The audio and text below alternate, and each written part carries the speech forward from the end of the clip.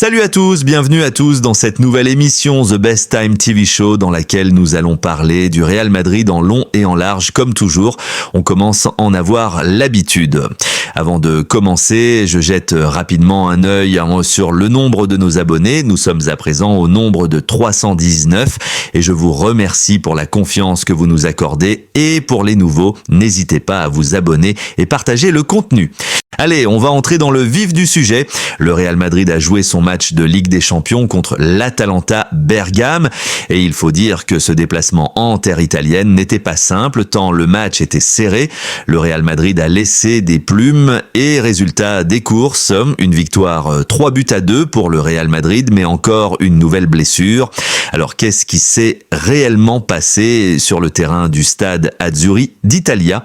Si cette victoire devait se résumer en un mot, ça serait souffrance. Et si c'était en une phrase, on dirait sûrement l'hécatombe des blessures est un fléau à Madrid. Pour faire une analyse complète du match et même comprendre ce qui s'est passé dans le stade Azzurri d'Italia, on va parler de différents joueurs alignés. Organisés dans un système en 4-3-2-1, en attaque, il y avait Kylian Mbappé qui était aligné seul en pointe. Au milieu de terrain, les milieux offensifs étaient Vinicius Junior, Jude Bellingham et Brahim Diaz. Du côté des milieux défensifs, il y avait Federico Valverde et Dani Ceballos. En défense, Lucas Vazquez était accompagné par Aurélien Tchouaméni, Antonio Rudiger et Fran Garcia. Dans les cages, il y avait Thibaut Courtois. Commençons par Thibaut Courtois pour terminer par Kylian Mbappé comme nous en avons déjà l'habitude.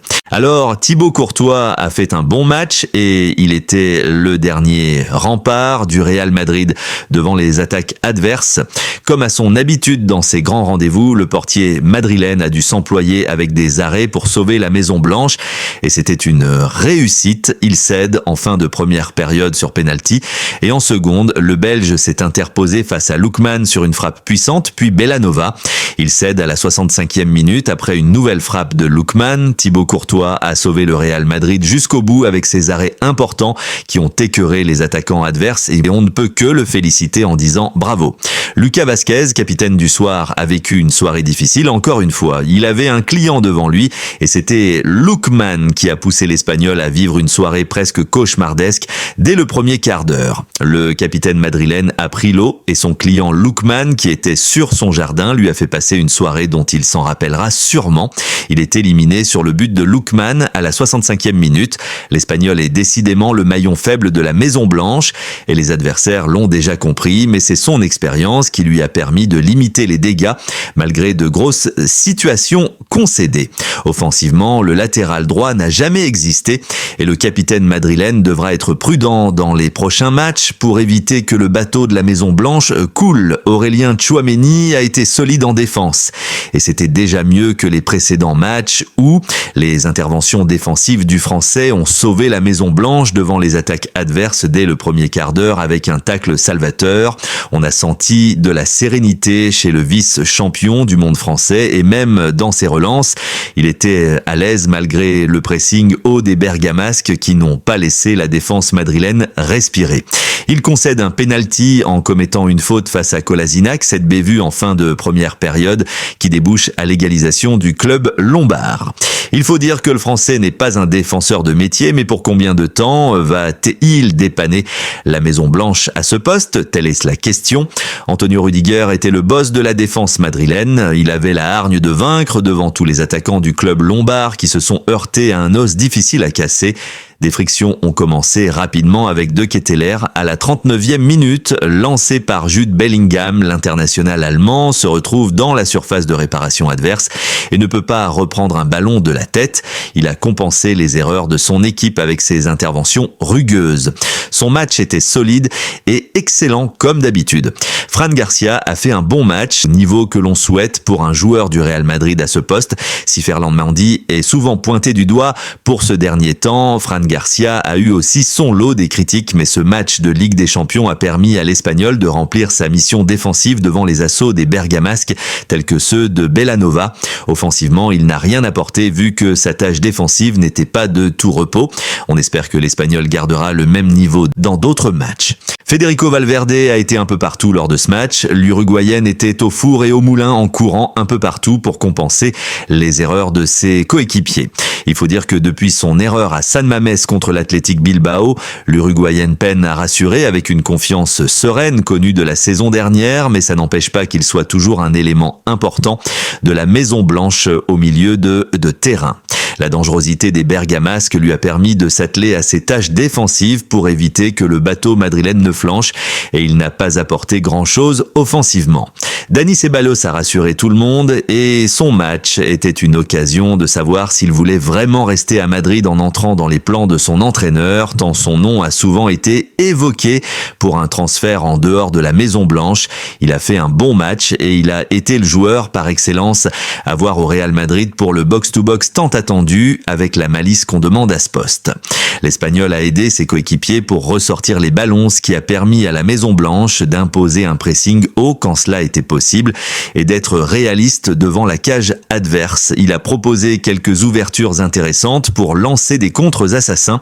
Il est remplacé à 84e minute par Luka Modric. Brahim Diaz a été mobile en début de match et cela permettait au Real Madrid de faire un pressing haut. Le Marocain a été passeur décisif sur le but de Mbappé d'une ouverture bien sentie. Sa connexion avec le champion du monde français a permis de créer du danger dans la surface du club lombarde. Brahim Diaz a, comme dans son habitude, tenté des dribbles qui n'ont pas toujours été concluants et il ne peut reprendre un ballon dans la surface de réparation des Bergamasques. Après un dribble et une frappe de Vinicius Junior, il est remplacé à la 84e minute par Raúl Asensio. Le meilleur pour la fin, nous allons à présent parler des 3 buteurs de la rencontre côté madrilène, à savoir Kylian Mbappé, Vinicius Junior et Jude Bellingham. Commençons par l'international anglais qui jouait comme milieu offensif. Alors si on devait retenir un mot pour le Britannique, ça serait MVP tant Jude Bellingham a été la plaque tournante de ce milieu de terrain. Il a récupéré beaucoup de ballons et il faut dire que le Britannique continue à monter en puissance et cela permet de sublimer ses coéquipiers avec des gestes, des appels, des passes et des contrôles dont lui seul a le secret. Son début de match est compliqué, voire frustrant, tant l'adversité du club lombard était très élevée. Au fil des minutes, il s'est senti bien et il a aidé ses coéquipiers avec un pressing haut. À la 39e minute, il tente de trouver Antonio Rüdiger, mais la tête de l'international allemand n'est pas suffisante pour redresser la balle vers le but adverse.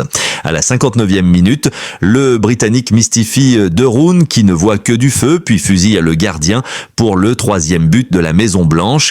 Si Ceballos était une valeur sûre en tant que milieu défensif, Jude Bellingham l'était en tant que milieu offensif et c'est une excellente nouvelle pour le Real Madrid de retrouver Bellingham à ce niveau-là.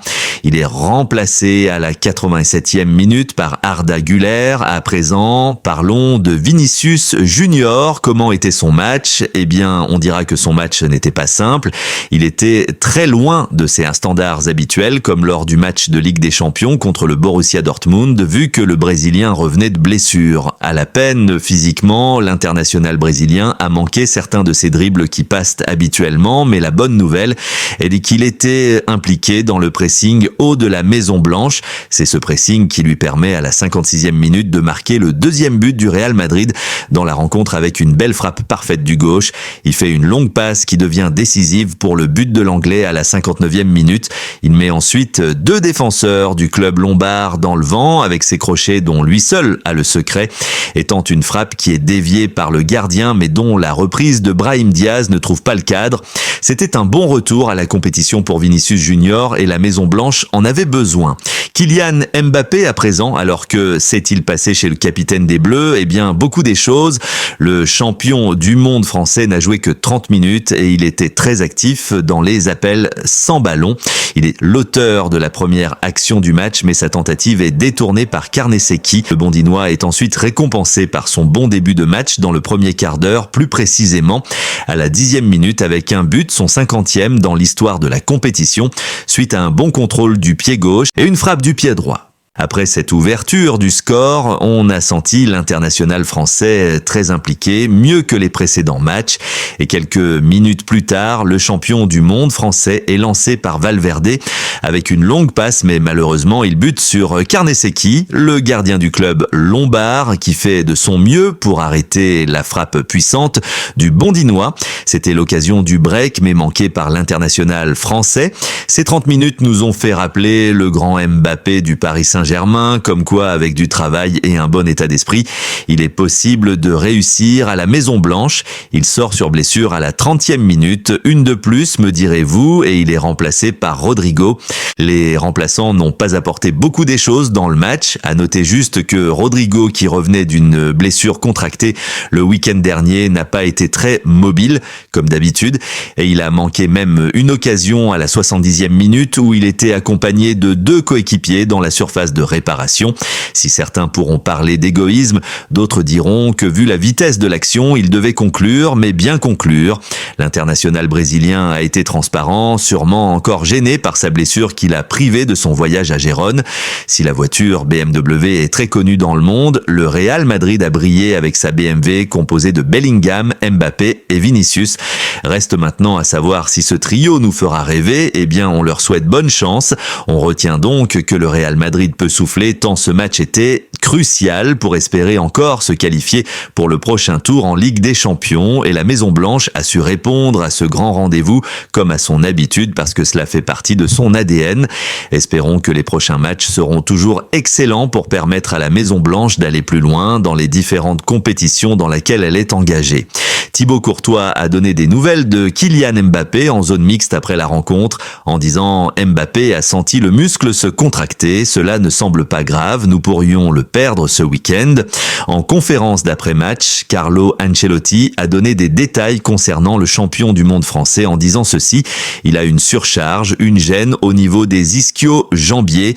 Il faudra examiner ça dans les prochains jours. Ça n'a pas l'air grave, mais il a dû s'arrêter parce qu'il n'arrivait pas à sprinter. Ça le gênait un peu, on a donc préféré le changer. Concernant Bellingham, le coach italien a répondu en disant « Il était fatigué, c'est tout, mais beaucoup. L'Atalanta exige beaucoup de vous, mais l'équipe a fait un très bon travail. » Il a poursuivi en donnant son analyse concernant le match en disant « Match compliqué, victoire importante. Nous avons montré notre meilleure version, souffrance, combat, compétitivité.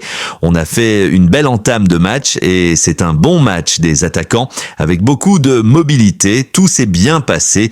Il est évident que nous allions souffrir. Ce n'est pas facile de gagner ici. » Puis de conclure, les joueurs de l'Atalanta poussent beaucoup et vous obligent à commettre des pertes. L'équipe a eu le courage de pousser haut. Nous sommes très heureux. C'est une victoire non seulement pour les 3 points, mais aussi pour le mental.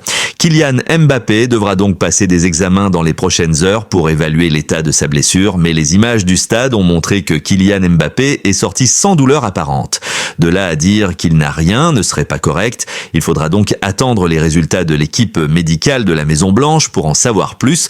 En attendant, les supporters madrilènes s'inquiètent de l'état de santé du capitaine des Bleus et tout le monde se demande à Madrid à quand la fin de cette mélodie concernant les blessures de ses joueurs. Est-ce dû à la surcharge des matchs, à l'hygiène de vie des joueurs ou bien à une préparation physique qui ne paie plus comme on le pense? Toutes ces questions n'ont pas des réponses à l'heure actuelle, mais l'avenir nous dira ce qui se passe concrètement au Real Madrid. Il faut rappeler que lors de la Supercoupe d'Europe, le Bondinois avait marqué son premier but avec le Real Madrid et cette fois-ci, il était encore présent pour récidiver avec un nouveau but. En Supercoupe d'Europe, le Real Madrid avait gagné son match contre l'Atalanta Bergame et mardi, en Ligue des Champions, la Maison Blanche était prête pour refaire le même coup au club lombard. La saison est longue, mais au fil des semaines, on commence à voir une progression au sein de l'équipe. Mais là, à dire que la Maison Blanche est totalement guérie de tous ces maux, rien n'est sûr car les blessures sont toujours là malgré la présence de la nouvelle nutritionniste dont on espère son travail ne va pas permettre à l'effectif du Real Madrid de rester sur les carreaux. Si en hiver, la population craint la grippe, au Real Madrid, les joueurs pris, les supporters craignent les blessures, tel un fléau qui commence à coller à la peau l'institution madrilène. On espère tous qu'un remède tel un vaccin va être trouvé au plus vite à cette nouvelle épidémie des blessures qui inquiète tous les supporters de la Maison Blanche.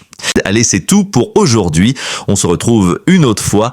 Demain sera meilleur qu'aujourd'hui dans nos vies. Allez, ciao!